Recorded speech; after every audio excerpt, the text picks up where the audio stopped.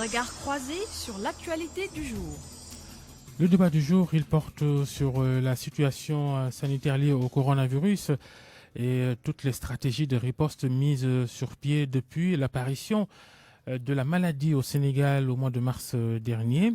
Alors, sur la communication et sur les restrictions décidées par le gouvernement, des autorités qui enfreignent ces restrictions, ces recommandations.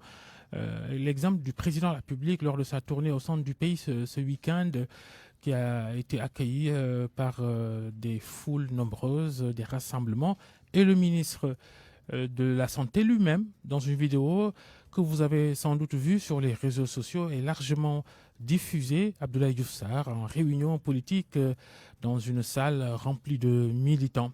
Certains n'avaient même pas le masque. Alors, ces comportements-là vont-ils affecter toute la communication anti-coronavirus du Sénégal? Pour en parler, nous sommes avec Fally Louba, docteur en sciences de communication et changement de comportement. Bonjour.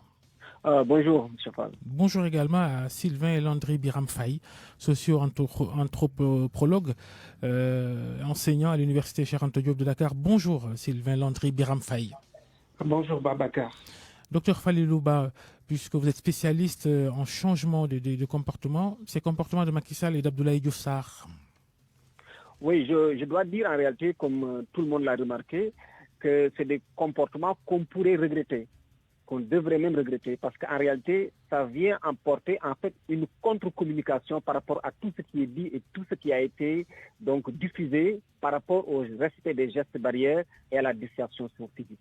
Donc je pense qu'en réalité, aujourd'hui, il faut se dire simplement qu'il y a, comme dans les recherches qu'on a eu à faire, le paradigme de l'obéissance à l'autorité de Milgram.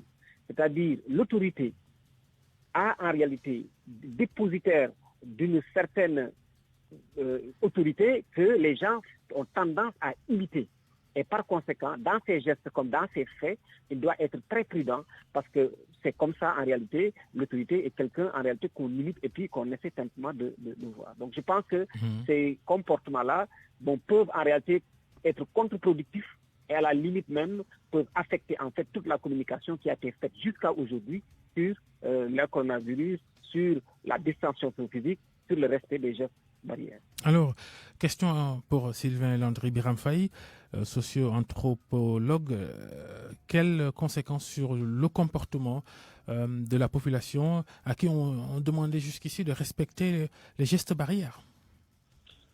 Oui, Babacar, je pense que le voyage du président peut être, a priori, on peut considérer que c'est un acte très important de proximité qui peut révéler aussi une capacité à être au plus près des préoccupations des communautés, dialoguer et interagir.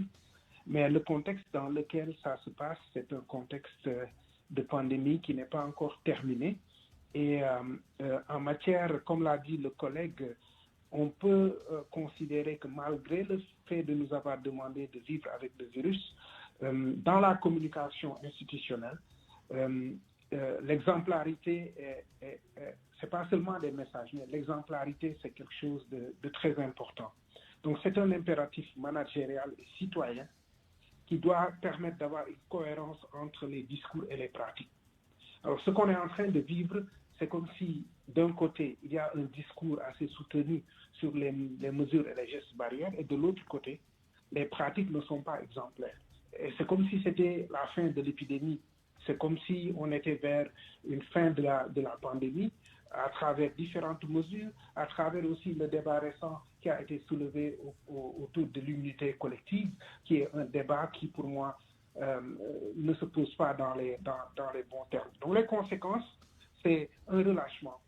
Parce que celui qui est dépositaire, comme l'a dit le collègue, de l'autorité morale, qui a la légitimité, qui a le charisme, etc., qui, s'il se comporte d'une certaine manière, ce qu'il dit mais est en déphasage avec ce qu'il fait. Donc on peut s'attendre à ce que un certain relâchement dans la population générale. C'est comme si l'épidémie était terminée et c'est malheureux. Ouais. Alors justement, quand le président de la République et son ministre de la Santé qui doivent être à la pointe de de cette riposte contre le coronavirus participent à des rassemblements. Fallait Louba, qu'est-ce qu'il faut en tirer? Quelle analyse faire justement de l'attitude de l'autorité? Alors, je dois dire à Babacar qu'en réalité, ce qu'il faudra savoir, c'est qu'en fait, il faut comprendre que dans d'autres pays où il y avait en fait cette dynamique positive par rapport à la pandémie qui était en réalité en stabilisation et en régression même, on s'est rendu compte que par des gestes malheureux, on est revenu à des situations pires ou des situations qui s'empirent. Il y a eu des rebonds. Donc, il y a des rebonds dans tous les grandes nations comme la France, comme l'Israël, comme etc. On a vu en réalité que par le fait de malheureux gestes, on est revenu quand même à des situations extrêmement difficiles. Et je pense que dès cet instant-là, il faudra nous dire aujourd'hui que nous avons fait des progrès, c'est vrai, et comme le collègue l'a dit, ces progrès-là doivent être mis dans le crédit. On n'est pas encore documenté cela. Est-ce que c'est dans le crédit de l'unité collective? Est-ce que c'est dans le crédit des communications qu'on a eu à faire jusque-là? On ne sait pas encore. On est en train, en tout cas, de toute façon, c'est un motif de satisfaction, mais ça doit nous amener à de la vigilance et de la prudence, surtout par rapport à ces autorités. Parce qu'encore une fois, ce que je dis, c'est que l'autorité, encore une fois, a cette capacité-là de influencer tous les gens qui sont autour de lui. Et ces facteurs d'influence-là, on peut les retrouver, mais sur plusieurs variables. Par exemple, mais l'autorité, c'est qui?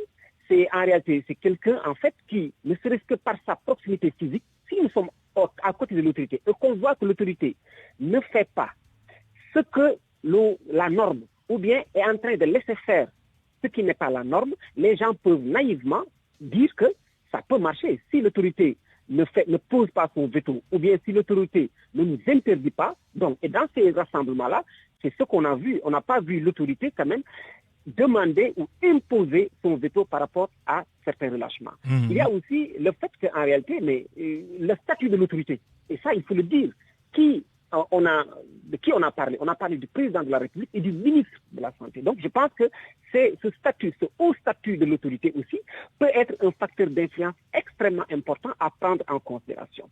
Parce que si la haute autorité en réalité est en train de, je ne dis pas mal agir, mais de ne pas agir par rapport à la norme, alors les gens aussi, ça peut leur donner quand même, parce que l'autorité, c'est la légitimité.